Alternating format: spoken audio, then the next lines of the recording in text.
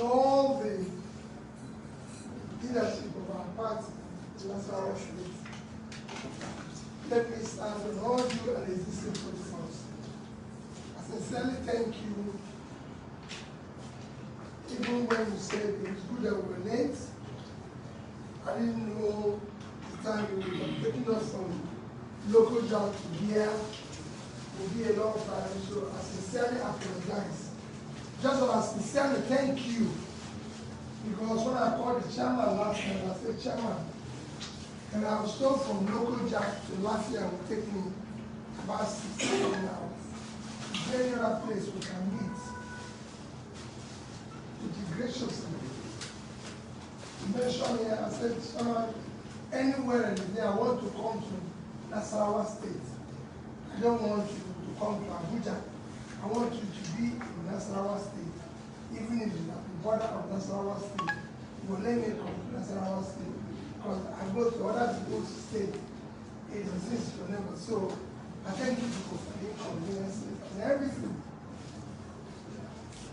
After listening to I don't know whether there's any other that I can tell you.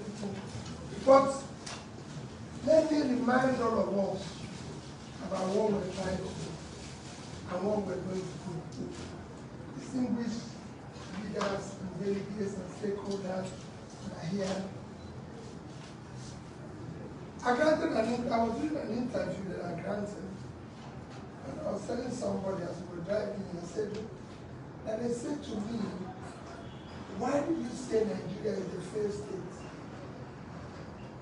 And I said, so Nigeria have qualified because it has two major ingredients of a failed state.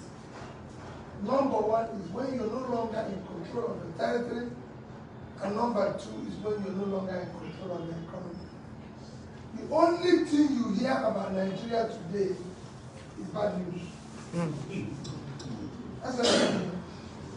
You wake up every morning, it is about killing, kidnapping, one form of criminality or the other.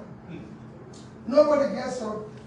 While I was trying to tell people I'm going to local jam this morning, I'm going to go through local jam, and I'm coming to Kefi, going to Nasarawa. Everybody was so apprehensive, but I got apprehensive myself. Everybody was, hey, which way are you going to take? Don't pass through this way. Don't do this, don't do this. So you can imagine what it is for me going on that lonely road from Abaji up to there. It's the one I started seeing down here, and I felt a sense of relief because of what they've been told. Oh, these people no longer pass. And it's the same story everywhere. The north where you used to drive around freely is no longer safe. Today you can't go from Abuja to Kaduna, either by air, road, or train. And that is where it is every part of it. It's same thing in the south. So everywhere in Nigeria we have a crisis. And everybody is worried. What is this crisis all about? The crisis is very simple. It is cumulative effect of leadership failure. Over the years, Nigeria has chosen not to be a country. Nigeria has not become a country where people can say, I'm proud, this is my country, I'm proud to be from Nigeria, this because of bad leadership. The consequence is that today Nigeria have over 100 million people living in poverty, the highest in the world. What is even worse? Nigeria now have more people living in poverty than the two biggest nations, or most populous nations in the world combined, India and China. If you combine these two countries, there are 2.8 billion. But Nigeria have more people living in poverty than two of them combined. And this is a matter of a few years. In 1990, 92% of Chinese people live in poverty. Today, they're less than 2%. In fact, from year 2000 to 2015, China pulled 435 million people out of poverty. To why the population of Nigeria? India, in just 5 years, pulled 276 out of poverty. Nigeria is showing more than poverty. We have over 15 million out of school children today.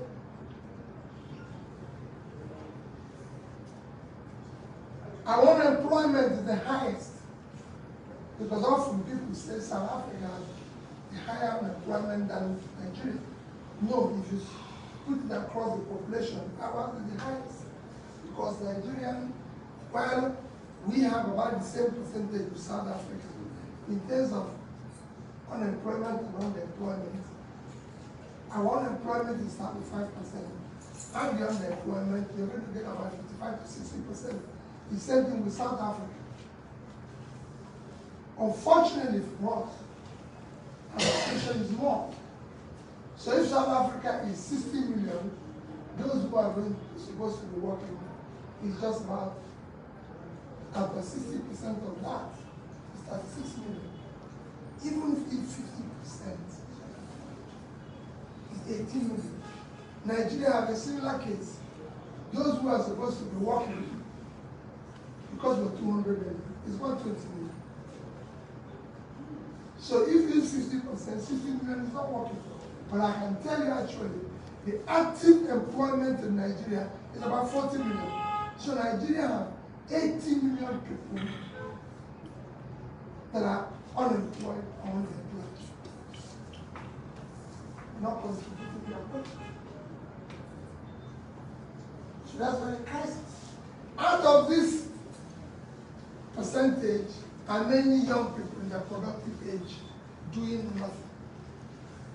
Today, parents pay their children's school fees, all of us. Educate them, help them, bring them up, and they live in your house, you're feeding them. Because they have no job, they have nowhere to go.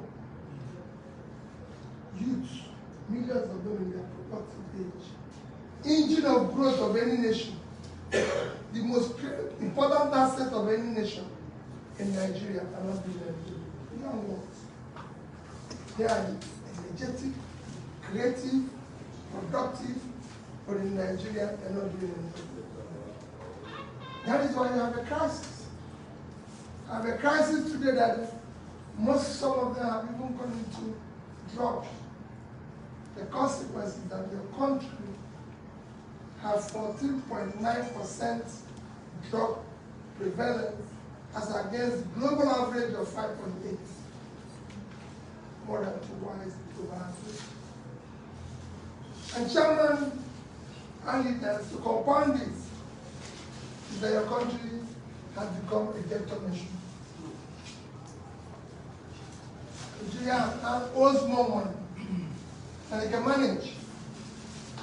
And we're borrowing more. And we're going to borrow more. When Obasanjo left government, the total debt of Nigeria is about 3 trillion. Today our debt is 58 trillion.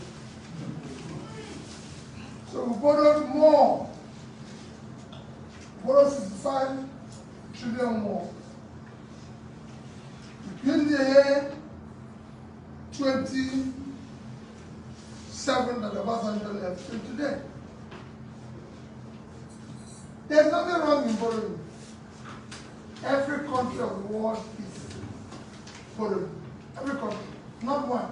I've not studied one who is not borrowing. The number one country in terms of economy is America. America is a country of about 21 trillion economy. They're actually owing almost 100%, if not more than 100% of their GDP. China, that is about 15, owing about 50% of their GDP. Japan, that is the third place, is going 230% of their GDP. And so is other nations. All the OECD nations, all the European nations are owing more than 50% of their GDP. Even Norway, with a 1.4 trillion sovereign wealth fund, is doing about 50%. So debt is not a problem. But what you use the debt to do is what makes the difference. If you borrow for consumption, you have a crisis. If you borrow for production, then your economy will grow, your GDP will rise, and your economy will grow, and you will create jobs. Nigeria borrowed for consumption. And that is the crisis we face. So now debt servicing has become a problem for Nigeria.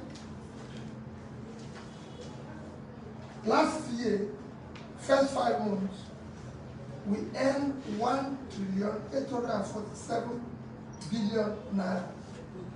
And we use 1,802 to service debt, 98% of our income. Debt servicing is not debt repayment, it's just servicing. So we are now using over 90% of our revenue. And you see a government every day telling you, we have a revenue problem, we're not getting enough revenue.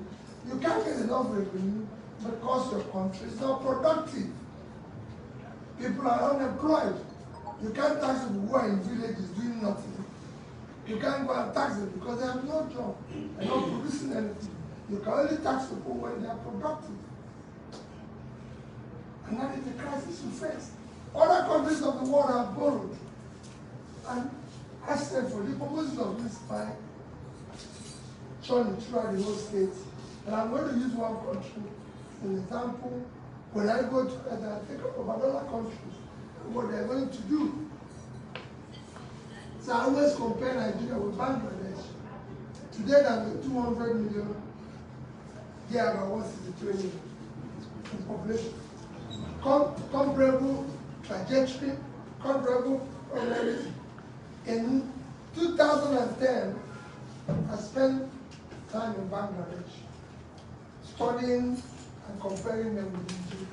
I'm comparing Nigeria and other countries, about 30 countries. 31 countries for Nigeria. So I started to look at Bangladesh. Bangladesh has at that time had $115 billion, was a GDP of $115 billion. And a per capita, which is the real measure of wealth, of $747, while their debt was $45 billion, which was 36% of the GDP. Nigeria, as at then, was $375 billion GDP with a per capita of $2,250. So we are 3 times what Bangladesh was in 2010 in terms of real wealth, real measurement of wealth, 3 times.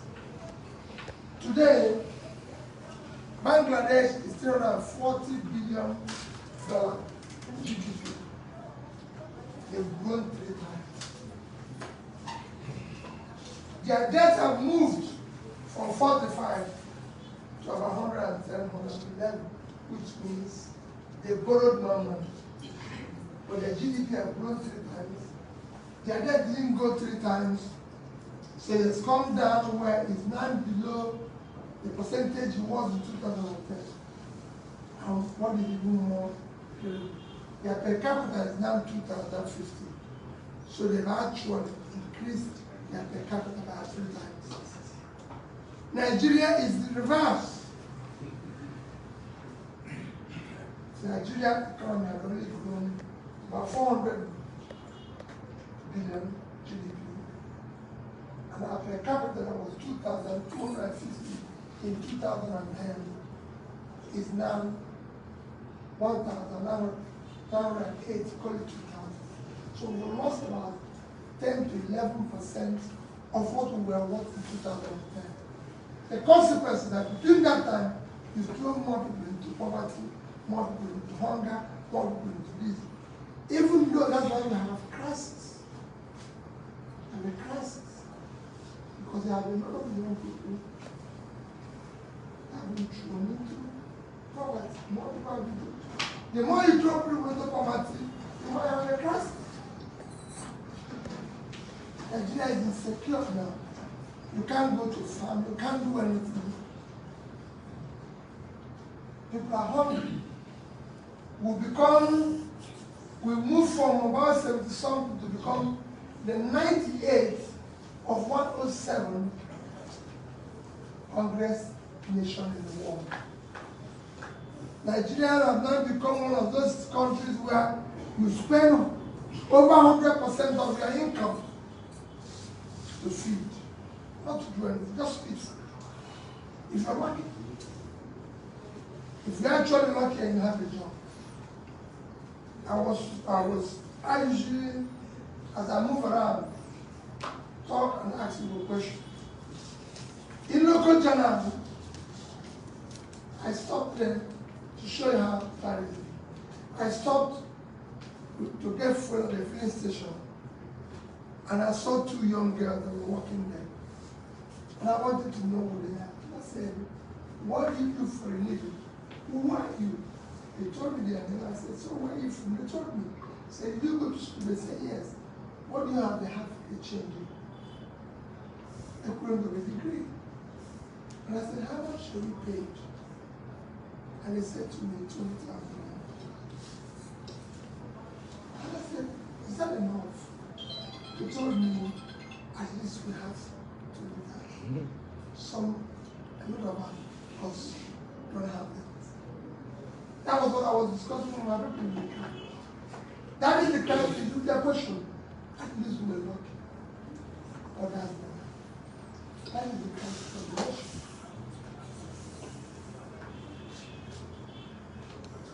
But there people, all I want and all I go around teaching to people is that 2023 election is not the same as previous elections. If we get it wrong, we will all regret ever being part of this war. Because we might end up being refugees. We've reached the peak. We must change now.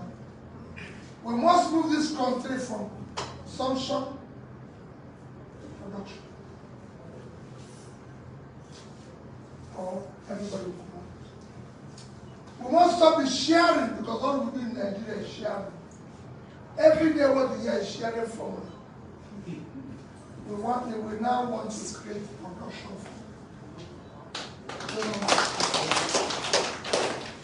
And that's what I want to do. To create wealth, to pull people out of poverty. Because we have what it takes to do that. And it's not sophisticated. It can be done. Everywhere I go, people say, how are you going to provide security? How are you going to do that? You fight security in two ways. One, the natural means of fighting security is to provide and support people to have means of livelihood. The more people have means of livelihood, gainful employment, you reduce criminality. Because nobody will not be anything if you don't know where the next meal will come from. If the lot of us we don't know, we can't eat, no problem. Nobody knows what we're going to talk. So, you have to get people to get free employment. It's happened everywhere in the world. From Brazil to Mexico to Colombia, all the South America to Asia, China, Vietnam, everywhere. They have used creating a strong economy that is creating means of livelihood to reduce that. I was in Taraba yesterday, and I said to them, look at the banks of the river that is there. You can produce flour, just flour. On these banks, flour gave Kenya exported flour for almost $500 billion last year. Just flour. Young people who didn't go to university in Kenya are picking flowers for a salary of $100 a month. And look at the young graduates. Their salary, when you convert it in dollar terms, even at official rate, is about $40. But some non-graduates are getting this. I said to them, you can grow flour. I told them at the banks of that river, you can grow comfortably tea. Sierra Leone exported last year $1.4 billion worth of tea, which are third world products. I don't want to give an example with first one and giving it to third world. They just export tea. So there, you can grow their coffee. Ethiopia exported $905 million worth of coffee last year. Just coffee. I can go on and on.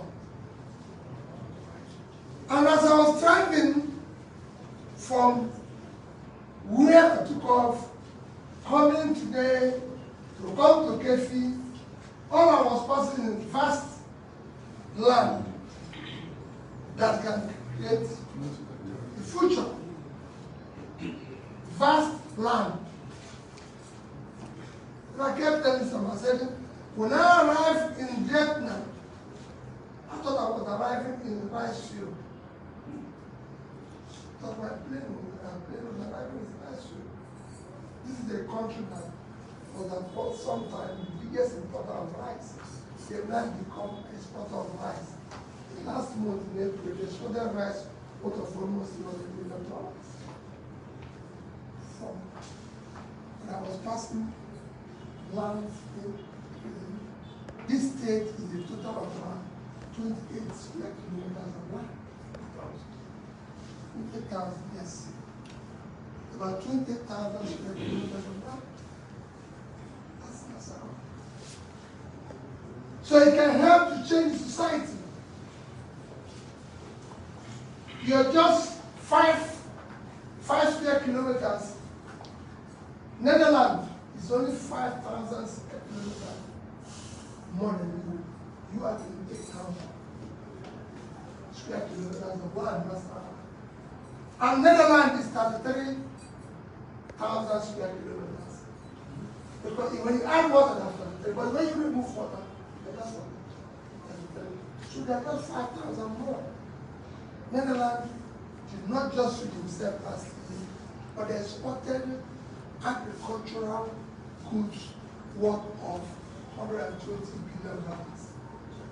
That is approximately today 8 times what Nigeria would have for money. The money was shared. We were just making between 15 and 18 billion for money. And that's what all of us are struggling to share. And whoever doesn't get it, that's what we have been making. Blowing siren and going all over the place, living like kings, sharing $15 billion. The Netherlands is just exporting news. I was in that larger state. Larger state is 76.3 square kilometers of land.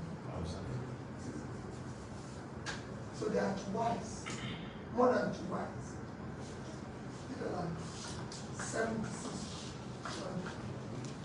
So it's 76.3 square kilometers of land. Someone was like telling this land.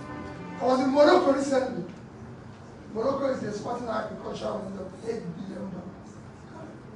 So imagine, I could imagine the budget of Nasarawa not being probably 150, 180. Imagine if they just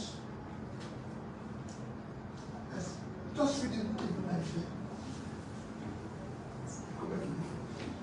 From here, we can't feed ourselves. The reason is that you can't pull people out of poverty. There's no industry. There's no one working. I drove all through. I've gone to countries. Bangladesh that I used to give example now exports garments to the world at 6 billion. Garments.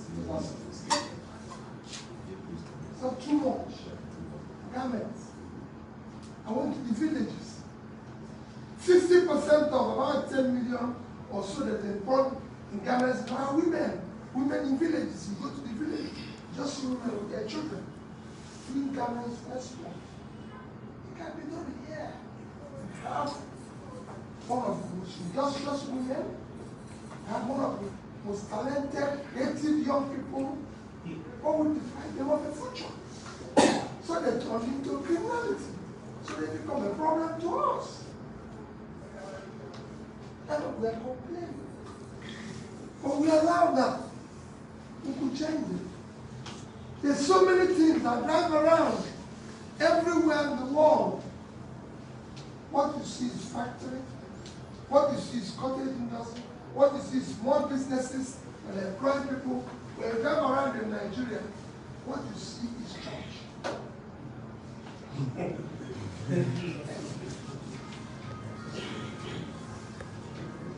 No factory, no industry, no agricultural farm.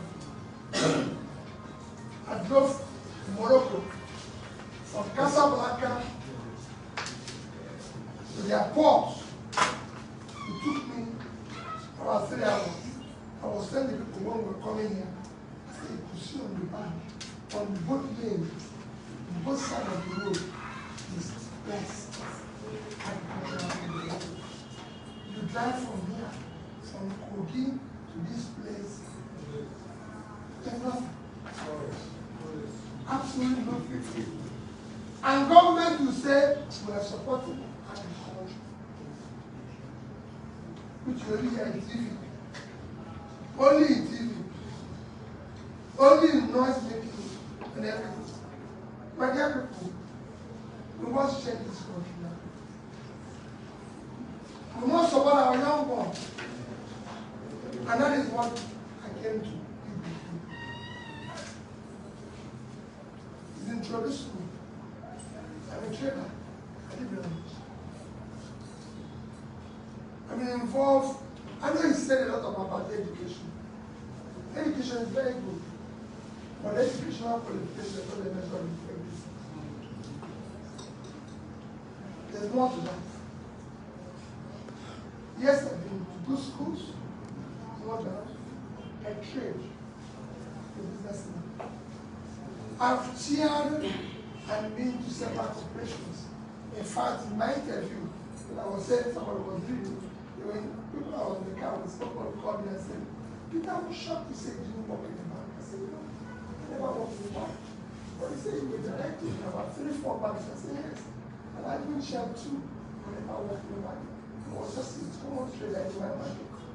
But the bank said, you need to be part of what they do. And when I went to their board, they found the issue. They were making me to check that. So, I need people to go to those corporate worlds where I pass and ask, who is Mr. Peter?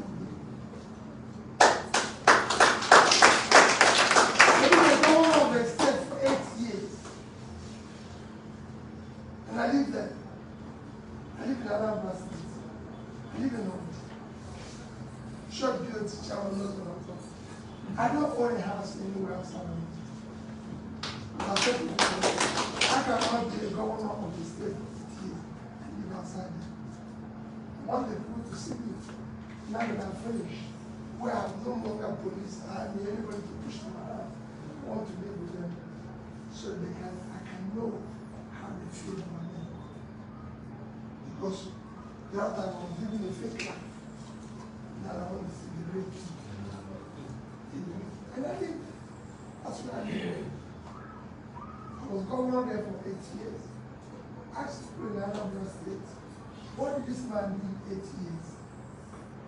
They will tell you, don't ask me, because I'll tell you sweet stories, suggested stories, but ask the people. They will tell you. So if they say he moved education, we were number 26, 27 in where I can make up, and we moved to number 1. It's easy to ask. In Kefi here, in Nasarawa State, you have the banks I'm going to mention. So you can go to, when they say the billions of the 5 billion, the question I've said is it not good to say the left it. Say where it is, so people can ask questions. They have relations that they can ask questions. So the day I handed over, I said to anyone who I bet that something billion worth of gratuities and paid tuition. I paid every penny. The reason is that I believe it's wrong and criminal to owe people in their old age when they have less opportunity. You can do anything, but don't owe them at that stage. Because the older a human being becomes, the more difficult his life and the better his opportunity. That is not the time to fix it. So we paid it. And I believe that our workers should go. I plead with them for this work. So we're not going to serve in that left office. I was not going any supplier who supplied this to me. And I'm Brazil. And I'm not any contractor. If you do your job, we pay you. And that's why it's contract. We didn't award the contract before it was state. No. In fact, one of the people I work with said to me, he never knew where the governor's office or the commissioner for finance in this world, where I was there. Because if you do your work, we pay you. That's why it's a contract. That's what we entered. And the day I left office, everybody knew. I brought the whole community. I brought the whole tiny young president. Brought the whole traditional rulers. I said to them, I'm handing over to my successor. And today I brought the 3 bank MDs where we kept our ground. First, that first bank. And the managing director stood up, I came up and I said, how would you? Anambra State, $50 million, we're selling in dollars and naira, $50 million and $12 billion naira. He said, yes. He said, I'm handing over to the person coming after me. Called Diamond Bank. We have to pay $50 million, $12 billion. He said, yes. He said, I can't do that. And Fidelity Bank, how would do $56 million, $12 billion? Yes. So in total, we have $75 billion. In dollars, handing over to you, I'm leaving. I don't have severance, no gratuity, no pension. In fact, since I've left the state, Anambra has not bought me pure. Never. I live in my house. So you can go and make a comment. Who is this man? What does he represent? We must build a better country. We must give our children hope to love the country. We must do cohesion. There's no difference between one part of this country or the other. In fact, when I talk about the North, I said, there's so much passion. The future of this country is here. Because we have the assets that can change the country. Oil did not save Venezuela. Oil will not save Nigeria. Even in America that we celebrate, Texas is the state with oil. The biggest oil in America is Texas. Texas is not the richest or the biggest state in America. They're not number 1, they're not number 2. They're probably struggling to be number 3, they're not number 4. The biggest economy, biggest state in America is California. 3.3 trillion economy, 8 times Nigeria GDP. They don't have money. They don't have money. They have agriculture. They have knowledge. That's where Nigeria should be. Nigeria has a lot of talented young people that we need to invest in. I want to resuscitate the micro, small, and medium businesses that will create jobs for the country. To my people that conclude, I came to privilege. People are going to come and give you money. People are going to come tell you things as it used to be before. Tell you story, give you money. Please, if anybody give you money, take it. Don't say no. You need the money, and things are difficult. And probably giving you your money. They didn't bring you money. So don't say, don't take, don't afford it. Listen to every aspirant, about 15 or 17 of us. Listen to everybody. Those who have money, those who don't have. Listen to them. It's very important. Listen to everybody. Whatever they give you, thank you. But my dear people, on that day of voting that you're going to choose, and that day, your delegates today won't be delegates forever. I was a governor yesterday. I'm no longer a governor.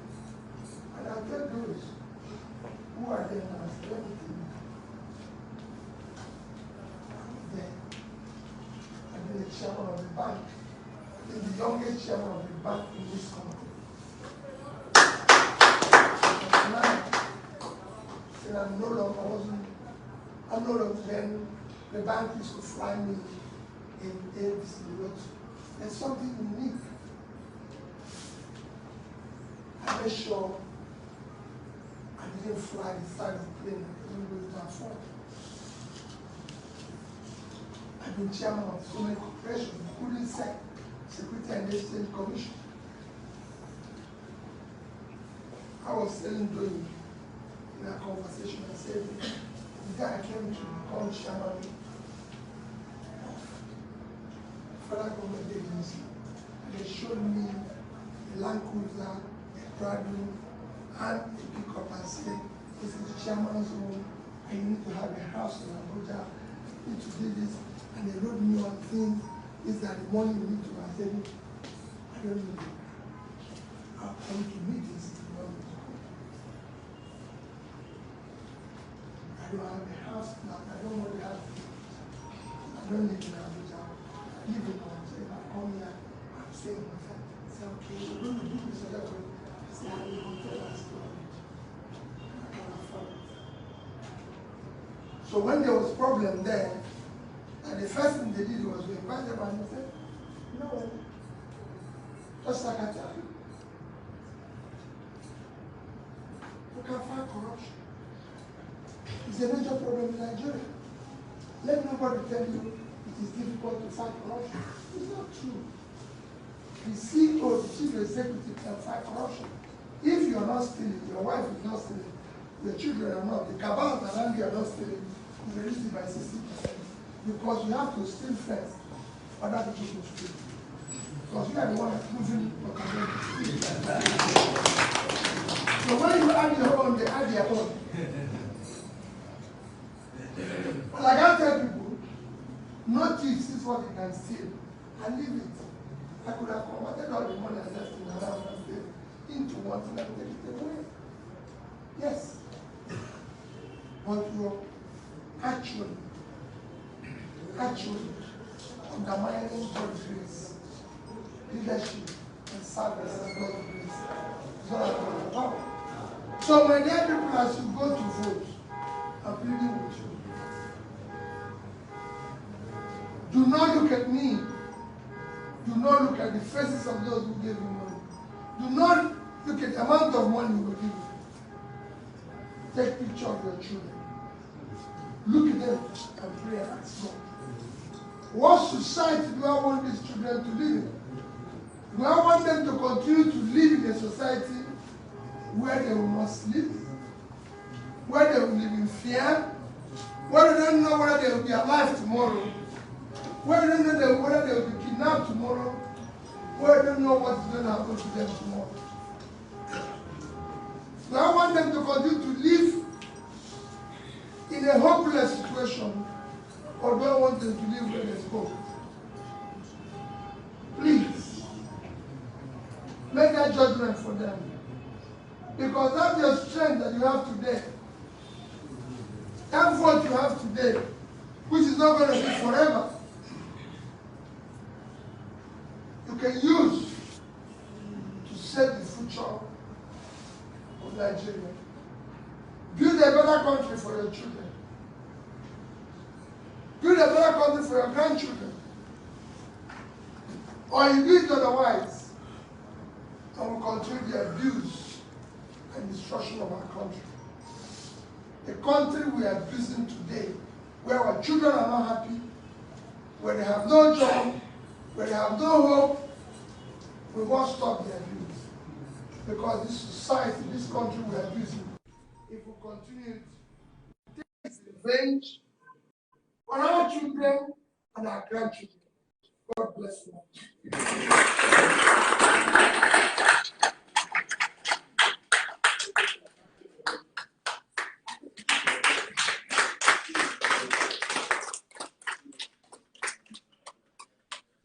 Your Excellency, PDP! We want to thank you very much for whatever you have said in this place. We are having competent and respected people from Nasarawa State that were here to listen to you very carefully. Immediately when I heard that you are a product of Harvard University, I knew we were going to talk about industrialization.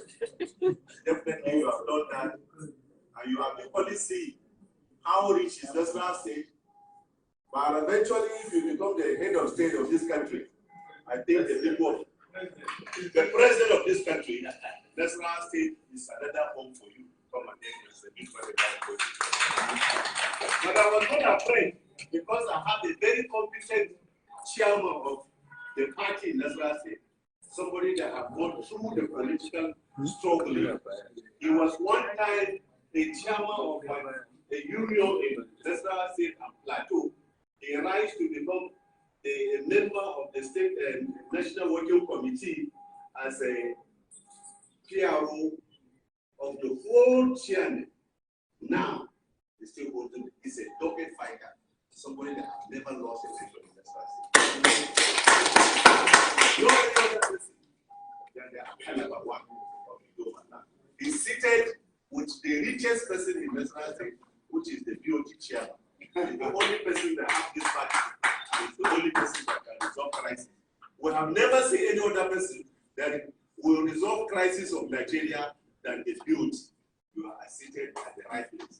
I will now give you a chance to respond on behalf of the people of Nasarawa State with their beautiful speech that you made. You are welcome, sir.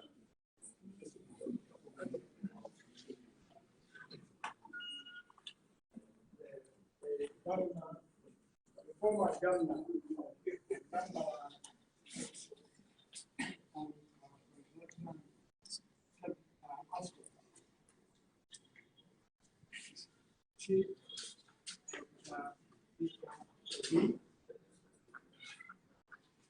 members of the committee working with great leader, chairman of party,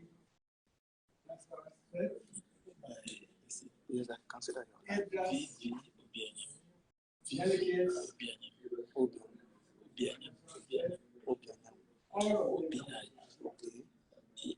Yeah, because I am from Nasarawa State. I'm here because I am the national delegate for number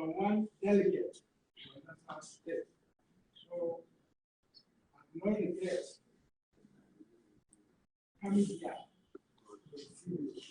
Since I agree,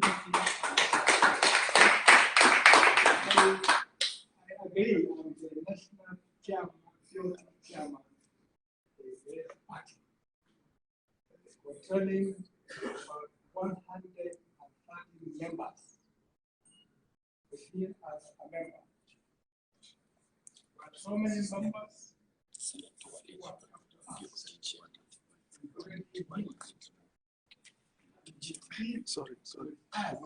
duty of making trust, very and again, when I look at the members who are here with, I'm so impressed.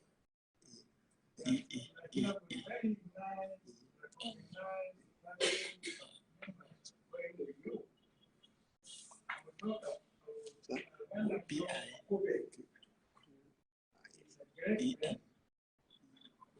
great man, many friends.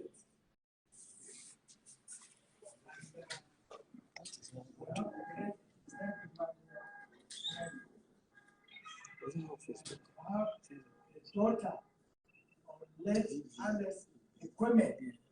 Our family father, and we're very close.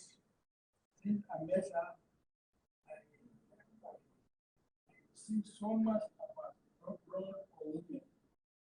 I saw her here. They went. Then the other lady also know her. She's here with Peter Obi, 2 gentlemen. Here. Number 2, personal. God alone. You're lucky to have these people where you I want to tell you, Peter Obi is the most business person in my house. He treated my home more than any other person.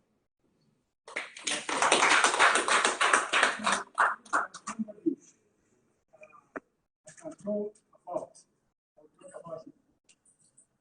He was our former past candidate. God didn't make it to be. God has time. If you don't get something, that is very happy. It is the time to get it. I pray that as we come to Nasarawa, here, what we do here, first, to listen to you. And we'll take a record. We'll also take a record. Many people already who have come to here. We're going to sit down, analyze, and see what the best thing we can do as delegates. Don't be surprised.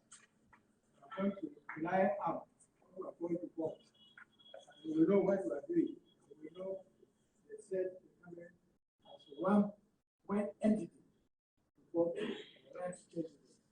So please bear with us. Thank you very much for coming down to this. We're going to be here for the time we are providing. We know you are very busy. Some people don't like you to live there. Even here in Nasarawa, we don't like you to live and the big lights. We thank you very much. Delegates, you have hit your heart what our friend has said. And one delegate has started talking. He talked very nice on behalf of you. So I'm sure that the next speaker is going to be our great chairman. So all of us, we invited all of us. The chairman was surprised when he invited me to be here. I said, Chairman, if he didn't invite me to this meeting as national individual, I will never forgive you. Both those candidate, husbands, analyze and see what will come, what we would take. Thank you. PDP! Power! PDP! Your Excellency, I now call the State Party Chairman, Francis Odo, that can speak on behalf of the delegates. PDP! Power! PDP! Your Excellency,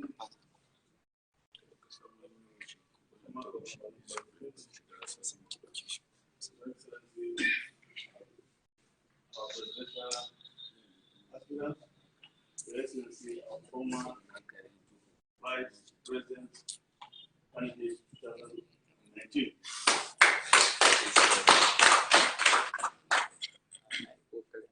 Elder brother, our host, our father, the chairman of duty, here as a delegate number 1 of Nasarawa State.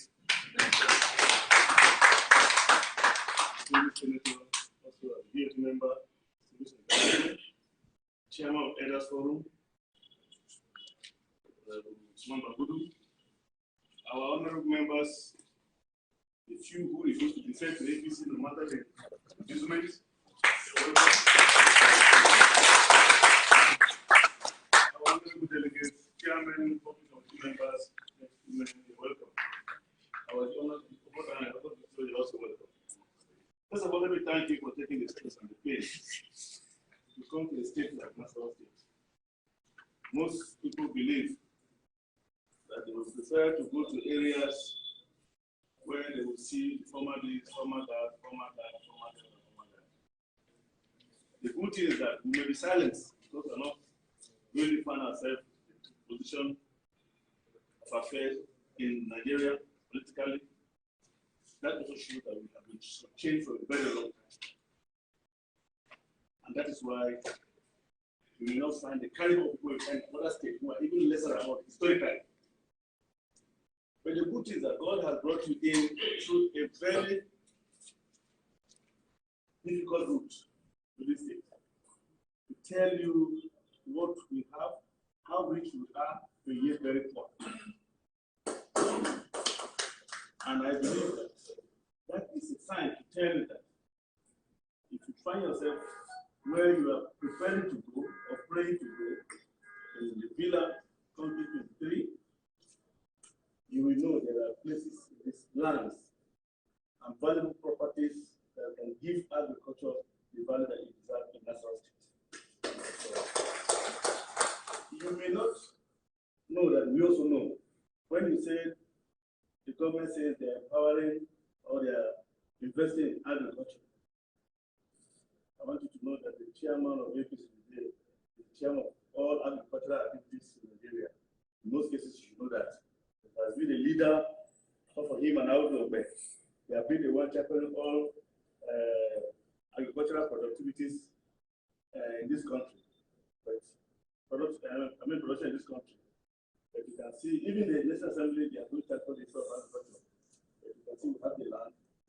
But the modern equipment and activities that we go on, the investment that we practically is not there. I would say this. You have said a lot. You have told us how rich you are. We have seen how rich you are and how much of you before you came down here. That was why we are not surprised when the Excellency and Comparative nominated you among the couples of the party. All the people that have always had your stories are outstanding. That is not the story of anybody. But the truth is this, that you just told everybody, this is for all the delegates. That's the major message of the city. What we use with our voting power today is what that is also the most important for you. Finally, I want to say you have met a land, a community of offer, political orphanage, home. We are fatherless.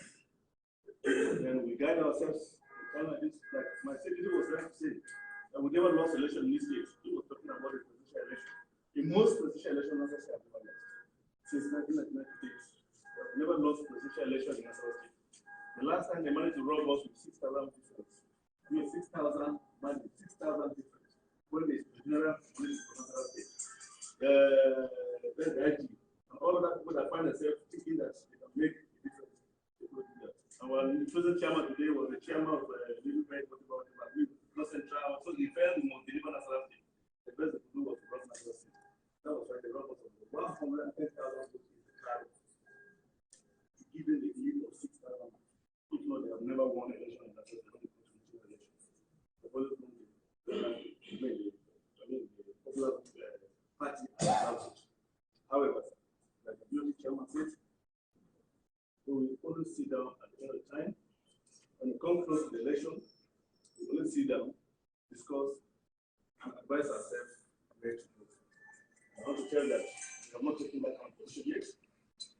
I believe anyway for now, we decide as we listen to all the transparency and as we discuss among ourselves, and as we also consult with other people outside our state, know where the country is facing. Hope that somebody who has what it takes to this country can heal